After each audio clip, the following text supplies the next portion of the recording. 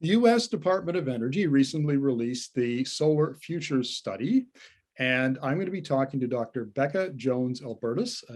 She's the director of the Solar Energy Technologies Office, and she oversaw the study, and she joins us from Washington, D.C. So welcome to the interview, Becca. Thanks. Great to be here. Well, why don't we start with an overview of the study, please? Sure. So the Solar Futures study was designed to look at solar's role in decarbonizing our energy system and really to inspire the next decade of innovation in solar technology. And it has some really exciting outcomes. So first is that solar just has an incredibly important role to play in decarbonizing our electricity grid and our energy system. The study looked at what it would take to decarbonize the grid and found that to decarbonize the US grid by 2035, we need to have about 40% of our electricity generation coming from solar. And that's about 1,000 gigawatts of solar. We're at about 80 today. So scaling up by more than a factor of 10 in just 15 years, which requires tremendous acceleration of deployment. Last year in the US was a record-breaking year for solar. We installed about 15 gigawatts. We need to install an average of twice that much over the next 5 years, and then double that again over the following 5 years. But luckily, the solar industry has a history of rapid growth rates. So we're confident this is possible, but it's a really large acceleration of growth, which comes with it great opportunities for jobs that can lead to about 500,000 to 1.5 million jobs, depending on how much of the solar deployment is rooftop versus large scale systems.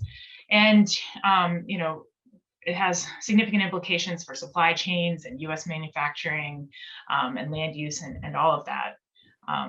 A really important result of the study is we can decarbonize the grid without increasing electricity prices.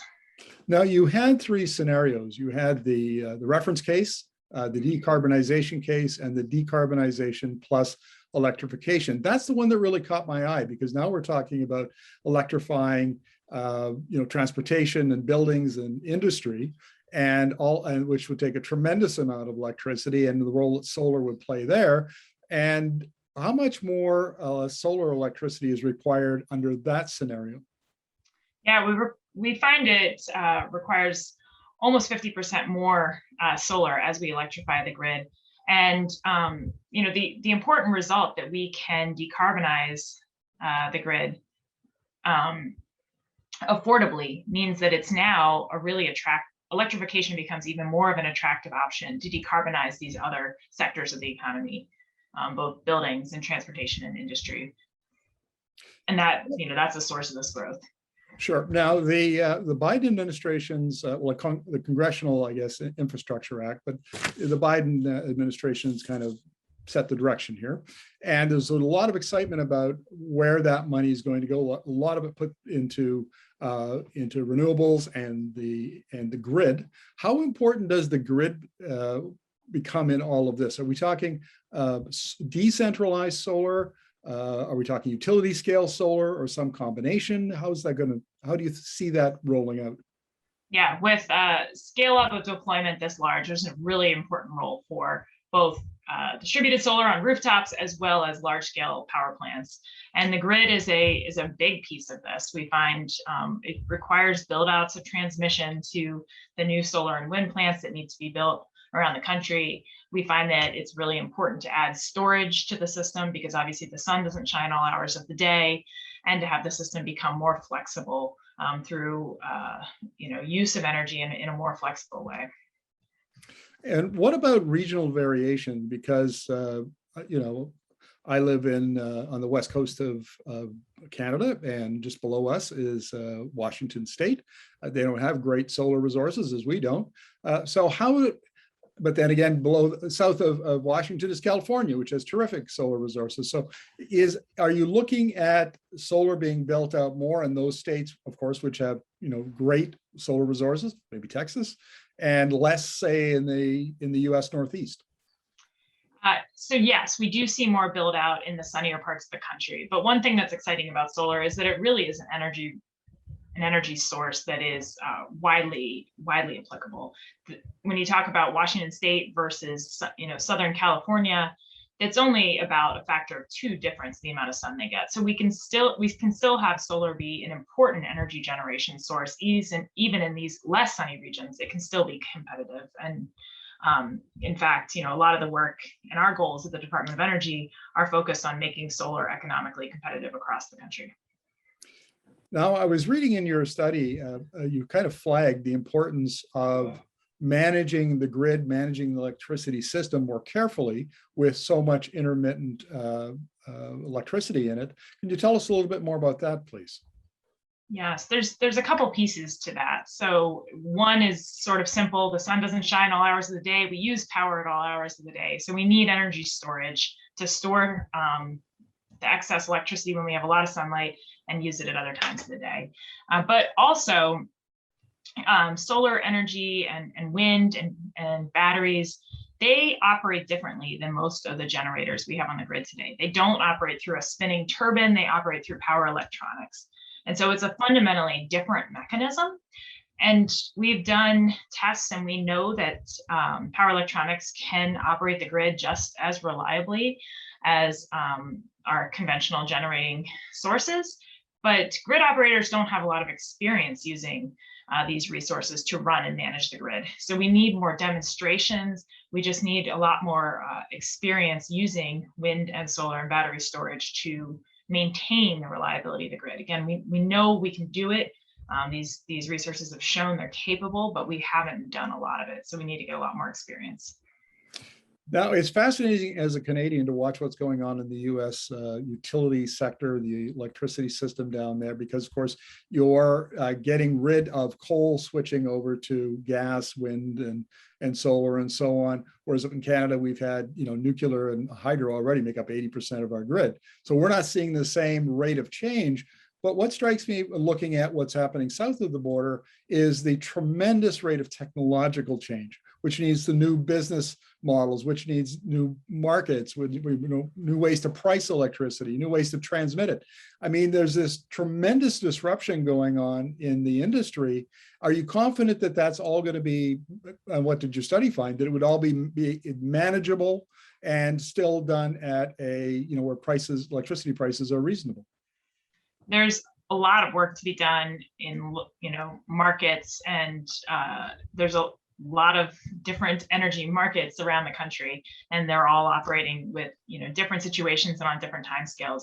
And so certainly there's a lot to be done there so that we manage this transition equitably with reliability and resilience on the grid. But there's also I think tremendous opportunities that come to rethink how we generate and use electricity. And one for solar that I'm really excited about is the growth of solar with energy storage on homes and businesses offers opportunities to really rethink what happens in the event of an outage. We're seeing increasing numbers of climate-related disasters, which is a horrible thing, but having a lot of generation that's on the distribution system of the grid really offers opportunities to rethink how we can use those generators in the event of outages to ensure we have power to the most critical loads when those disasters happen.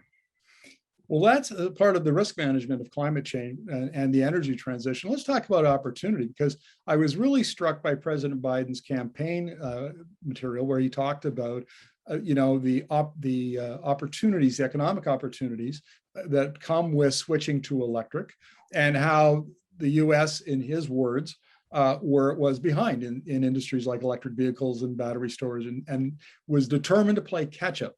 Is this part of that effort, the sunshot effort that your department has been working on for a decade, and some of the others? Is this, you recognize that the, for lack of a better term, the new industrial order that's emerging around electricity, that America needs to catch up and needs to be a player at that level? America has a good history of leadership in technical innovation, and I think now we're looking to opportunities for leadership in deployment, and not just growing use of these technologies and transforming our grid, but also really doing that equitably and ensuring that the benefits that come from all of these technologies in this transition are distributed equitably, that there is a lot of thought and care put to those that are going to be impacted most from transition away from fossil fuels, and that all of, again, these benefits help those communities that have been hardest hit and that are most in need of economic growth and development. Yeah, that's an interesting question, because there's been so much made of the changes in the Rust Belt within the US and how communities in places like Ohio have been hurt by that. Is this an opportunity because of solar's decentralized nature, where communities can then have cheap, abundant electricity and use that as the basis for economic development?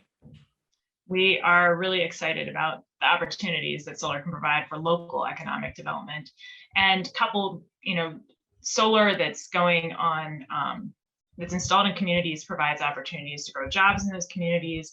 If it's done thoughtfully, provides opportunities for financial savings and wealth building in those communities. And all of this requires, careful planning and really important work with community organizations to ensure their voices are heard and they're part of that dialogue. And but I'm really excited about the potential to bring those benefits. Becca, any final thoughts on any conclusions to your study that we haven't talked about yet?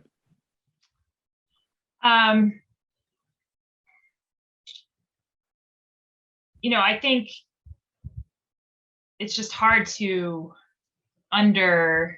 discuss. It's hard to talk enough about just how much change this study shows. Today in the US, solar is 3% of our electricity, and wind is another, say, 7%. So we're talking about growth where wind and solar are the primary sources of electricity on the grid, where we're adding tons and tons of battery storage. And so, we have had a lot of transformation of our electricity grid over time, but the study really depicts even greater transformation, shows that can be done affordably, and that the grid can be just as reliable and maybe even more resilient in doing so. So I think there's a lot of excitement, a lot of hope that I get from the study, and hope others do as well. Becca, thank you very much. Really appreciate the insights. Thank you, Mark.